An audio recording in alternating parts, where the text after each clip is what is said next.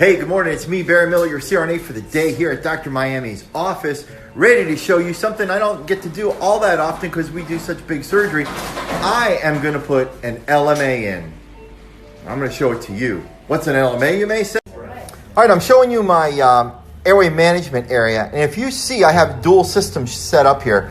My primary goal is to put an LMA in. But if it does not want to seat, as sometimes it will do, and they misbehave, shame on them, I have my secondary system, an endotracheal tube, all ready to go.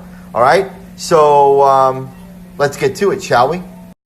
Okay, so the difference with an induction for an LMA is that there is no neuromuscular blockade. The patient is going to spontaneously breathe throughout the whole thing.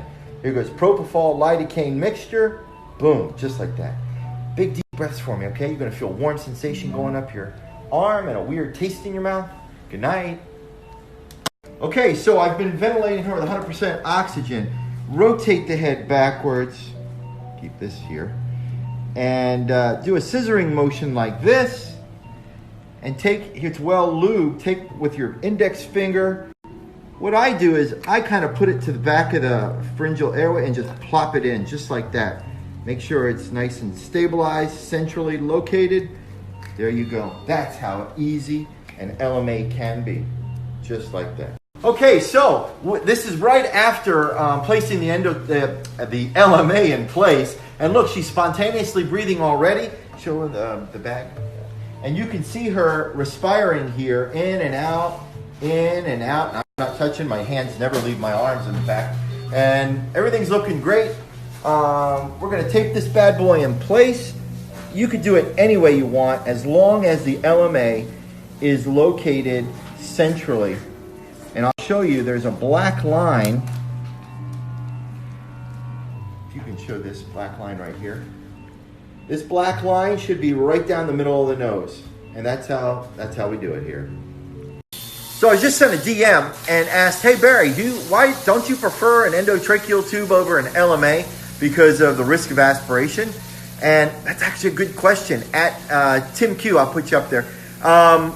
Anyway, this is a breast augmentation case. Very short, very quick, not invasive, no massive fluid shifts.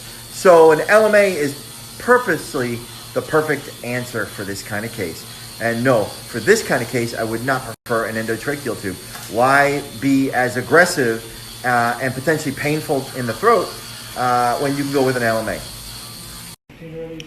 So it seems like a lot of people are pretty fascinated by the LMA. This is the LMA that was in that last patient. I took it so we could look at it together. Basically, when I put it in, this bottom cuff, blue cuff here, will sit over the opening of the trachea, allowing the patient to breathe spontaneously. It does not create an occlusive seal, but it does create a seal well enough for the patient to breathe on their own. As you can see, there's nothing in the way here, so that's going to go right over the tracheal opening.